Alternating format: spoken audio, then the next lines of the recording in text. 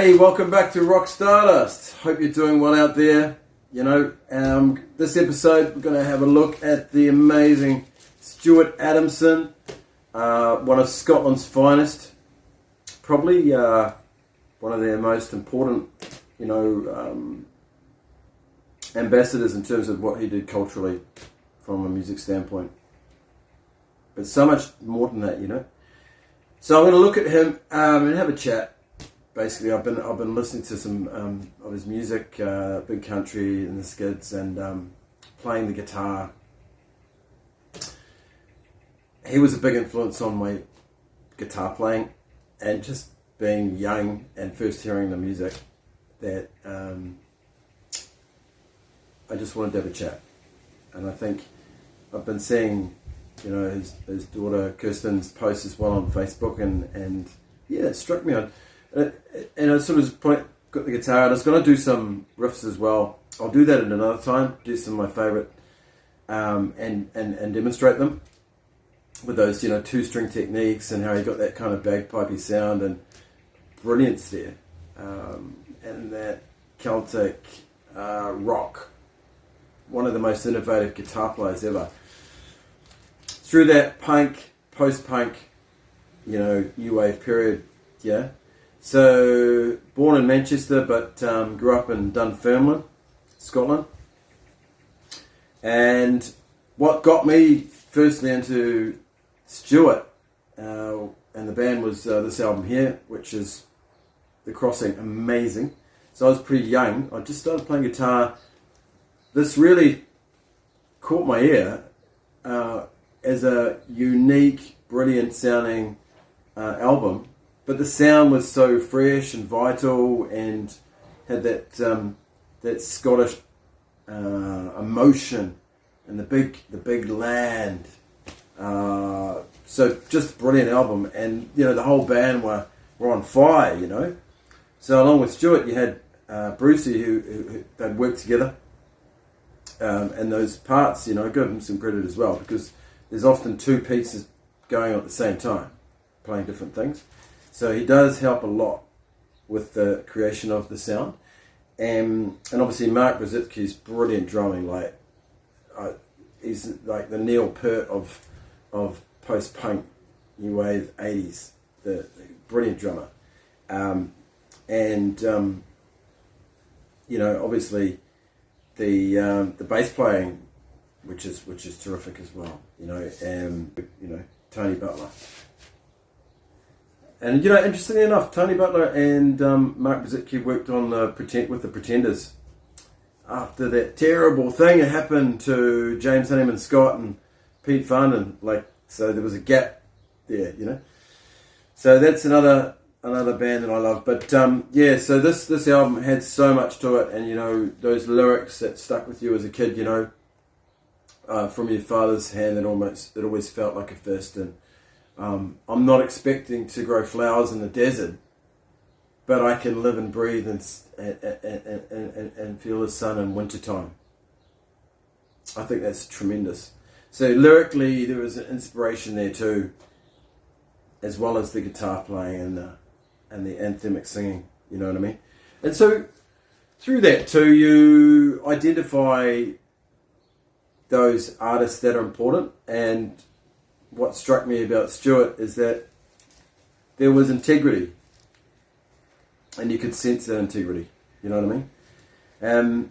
So after that, I discovered the Skids with this compilation here, Skids Fanfare, and was super impressed with this as well. Much rawer. You could hear the melodic sense in his playing, which would come through later, and a more folky Celtic style with that rock sound, which is what he did so well. But here, I do love the rawness too, and I love the riffs. My God, Into the Valley is powerful, and that cool guitar, brilliant stuff. And then there was the other songs on this album, like Working for the Yankee Dollar, Sweet Suburbia, A Woman in Winter, which is pretty cool, Masquerade, The Saints Are Coming. What a killer riff that is. Jeez, it's got to be one of the greatest of all time, and particularly that period. So he had his shit together, man. Animation. Then it was Out of Town from the Absolute Game. What a solo! You know, he could have played with Lizzie. I mean, he was that, that good. Even then, like, fast, had the dexterity, had the melodic chops. Man, that's a great solo, Out of Town. And there was TV stars of One Skin, Charade, and Circus Game. So I learnt about the background, with the skids and stuff.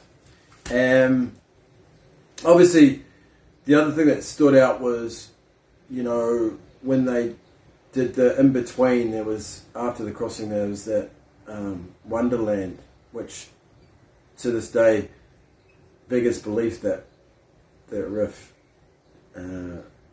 it's just incredible. I know there's a couple of parts going on there, but man, seeing that live at Barrowlands or whatever, on YouTube, wow, mind-blowing.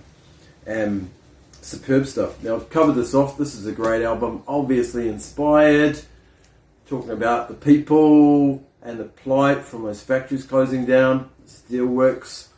But yeah, it's a fantastic record, and Stuart's brilliant lyrics and commentary on that period, having that empathy and understanding for it, coming through in the musicality, but also the playing as well, like the likes of Steeltown and Flame of the West with those interesting parts.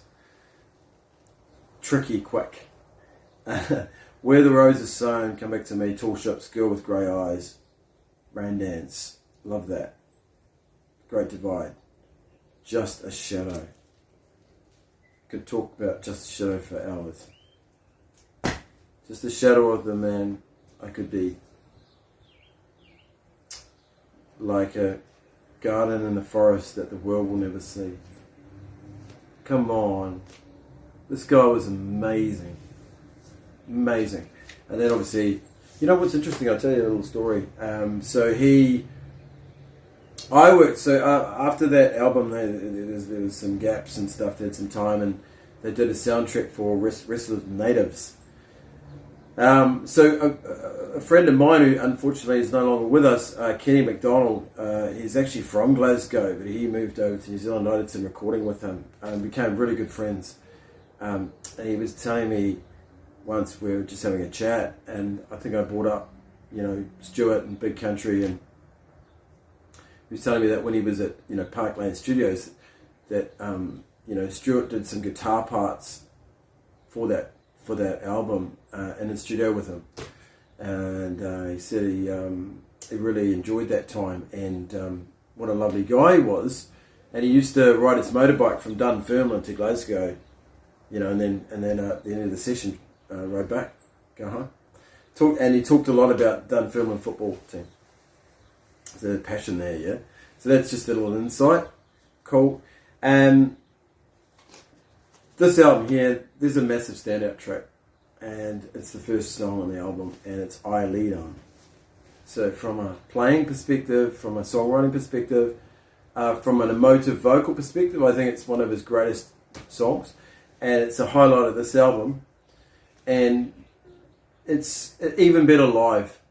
The live versions I've heard are really impressive. So when I think of I Lead On, it's like this dreamy world that Stuart takes you to. That's a magical, mysterious land, like the Avalon of Scotland, So yeah, I Lead On. Let us soar up with the eagles in wild country, among the deer, and wake the wolf in every city, and reckoning is drawing near.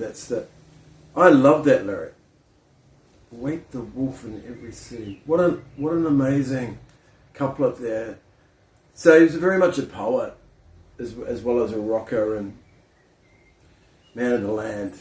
So yeah, had some other cool songs on as well. The Sound of One Great Thing. But this album was a little cleaner. Teacher and stuff's good. In terms of its production, so I think they lost a little bit of their edginess on that album, but it's still really good. And then they capped off with this one here, as far as that first 4 leg goes, the 80s, which I particularly love. And Peace in Our Time is a summary of where